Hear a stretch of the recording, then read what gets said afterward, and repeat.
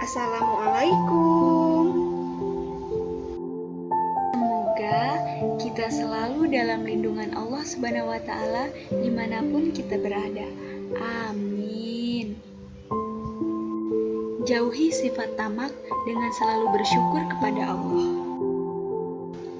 Maha suci Allah, Sang Pencipta dan Sang Pemberi rezeki. Dia memberi rezeki kepada ulat yang ada di dalam tanah, kepada ikan yang ada di air, kepada burung yang ada di udara, kepada semut yang ada di kegelapan, dan kepada ular yang berada di antara bebatuan yang kasar. Maryam, ibunda Nabi Isa alaihissalam, selalu mendapatkan rezekinya setiap pagi dan sore di dalam mihrab. Ketika ditanya, "Dari mana kau dapatkan semua ini, Maryam?" Kemudian Maryam pun menjawab, "Itu semua dari sisi Allah. Sesungguhnya Allah memberi rezeki kepada siapa saja yang Dia kehendaki tanpa batas." Tidak perlu bersedih dan khawatir, sebab rezeki itu sudah dijamin. Bersyukurlah atas rezeki yang diberikan Allah kepada kita, karena rasa syukur akan membuat kita merasa cukup dan terhindar dari sifat tamak, yang dimana sifat tamak merupakan cinta kepada duniawi yang terlalu berlebihan, tanpa memperhitungkan hukum halal dan haram yang mengakibatkan adanya dosa besar. Tamak termasuk salah satu penyakit hati yang tidak istiqomah kepada anugerah Allah. Jiwanya selalu gelisah, hendak begini, hendak begitu, terhuyung ke kiri dan ke kanan, seperti pohon yang dihembus angin. Orang tamak selalu mengharap pemberian orang lain yang sebanyak-banyaknya, namun dia sendiri justru bersikap pelit atau bakhil. Karena orang yang tamak selalu merasa bahwa harta kekayaan yang dimilikinya selalu kurang dan berat untuk bersyukur kepada Allah. Sifat tamak merupakan sumber dari timbulnya rasa dengki, hasud, permusuhan, serta perbuatan keji dan mungkar lainnya. Korupsi, pembegalan, perampokan, penipuan, dan perilaku lacur lainnya bermuara pada ketamakan. Rasulullah Shallallahu Alaihi Wasallam menggambarkan sikap rakus dengan sangat tandas. Jika anak Adam memiliki satu lembah emas, dia akan mencari agar menjadi dua lembah, dan tidak ada yang akan menutup mulutnya melainkan tanah.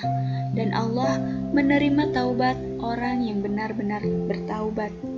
Hadis riwayat Al-Bukhari dan Muslim. Orang tamak tidak pernah merasa dirinya sebagai hamba Allah.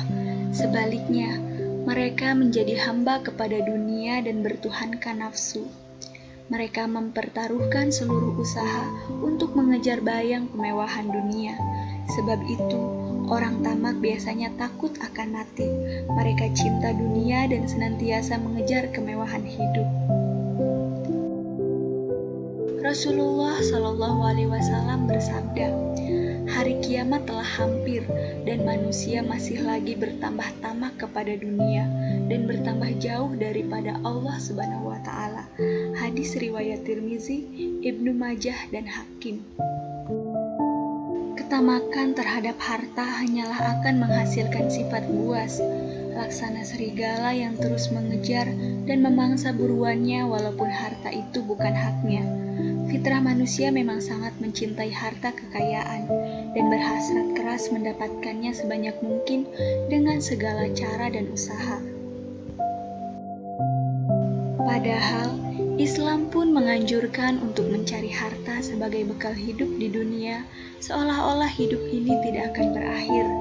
Dengan kekayaan, seseorang bisa membantu orang lain, mengentaskan mereka dari kemiskinan dan ketidakberdayaan. Begitu juga dengan kekuasaan seseorang, bisa membuat aturan yang jauh lebih baik, bisa membantu masyarakat kecil yang teraniaya secara hukum. Agar terhindar dari sifat tamak, kita harus selalu meminta pertolongan Allah supaya dijauhkan dari sifat serakah, sederhana dalam memenuhi kebutuhan hidup, dan hemat dalam biaya hidup. Jangan merasa cemas berlebihan terhadap kejadian di masa datang. puas terhadap apa yang dimiliki, serta meneladani orang-orang yang mulia yang mampu menjauhi sifat serakah.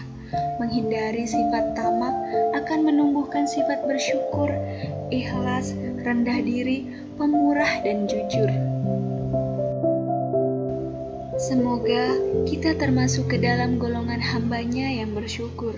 Amin. Wassalamualaikum warahmatullahi wabarakatuh.